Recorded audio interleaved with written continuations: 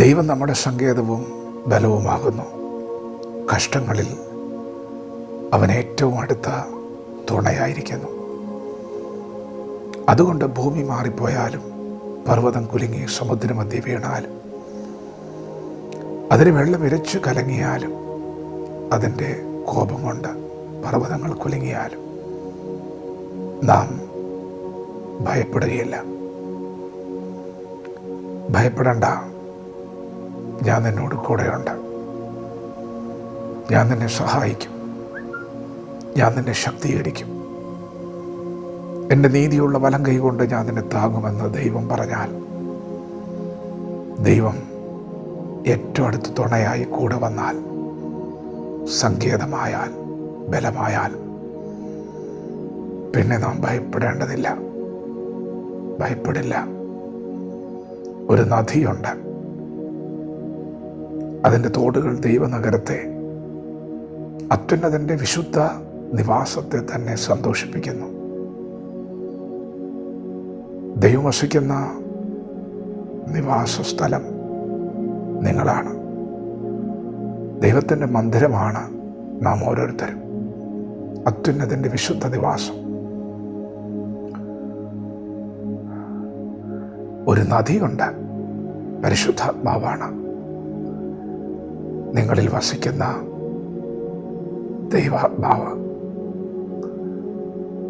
നിങ്ങൾ കുലുങ്ങിപ്പോകുവാൻ ഒരു നാൾ സമ്മതിക്കില്ല. ദൈവം അതിൻ്റെ മധ്യമുണ്ട്, അത് കുലുങ്ങിപ്പോകില്ല. ദൈവം അധികാലത്തു തന്നെ അതിനെ സഹായിക്കും. നിങ്ങൾ ദൈവത്തിൻ്റെ വിശുദ്ധ നിവാസമാണ്. നിങ്ങൾ കുലുങ്ങിപ്പോകുവാൻ ദൈവം സമ്മതിക്കില്ല. ഇന്ന് പകൽ നിങ്ങൾ കടന്നു പോകുന്ന, നിങ്ങളെ വേദനിപ്പിക്കുന്ന, തളർത്തുന്ന ഈ സാഹചര്യത്തിൽ മുൻപോട്ട് പോകാൻ ദൈവം നിങ്ങളെ സഹായിക്കും. വീണ് കിടക്കുകയില്ല, തളർന്ന് കിടക്കുകയില്ല. നിങ്ങൾ മുൻപോട്ട് പോകും.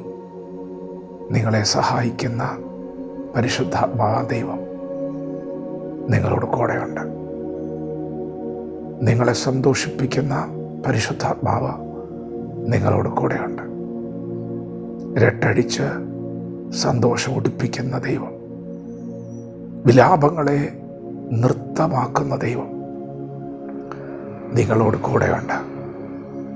പ്രിയപ്പെട്ടവരെ, നിത്യതയ്ക്ക് വേണ്ടിയാണ് ദൈവം നമ്മെ വിളിച്ചത്. ഈ ഭൂമിയിൽ നമുക്ക് കഷ്ടമുണ്ട്, എങ്കിലും ദൈവം നമ്മോട് പറഞ്ഞിട്ടുണ്ട്, ധൈര്യപ്പെടുവിൻ, ഞാൻ ലോകത്തെ ജയിച്ചിരിക്കുന്നു. നിങ്ങളിൽ വെളിപ്പെടാനിരിക്കുന്ന തേജസ് നിങ്ങൾ ഇന്ന് പകൽ ഓർക്കണം. അത് വിചാരിച്ചാൽ ഈ കഷ്ടങ്ങളൊക്കെ സാരമില്ലെന്ന് എണ്ണുവാൻ നിങ്ങൾ കഴിയും. മുൻപോട്ട് പോകണം, ഭയപ്പെടാതെ ഉറച്ചു നിൽക്കണം. ദൂരയാത്രയുണ്ട്, തളർന്നു കിടക്കരുത്. ദൈവം നിങ്ങളെ സഹായിക്കും, അധികാലത്തെ സഹായിക്കും. വിശ്വസിക്കുക, വചനത്തോട് പ്രതികരിക്കാം. ദൈവം നമ്മെ ഓരോരുത്തരും ഈ പകൽ അനുഗ്രഹിക്കുമാറാകട്ടെ. ആമേൻ.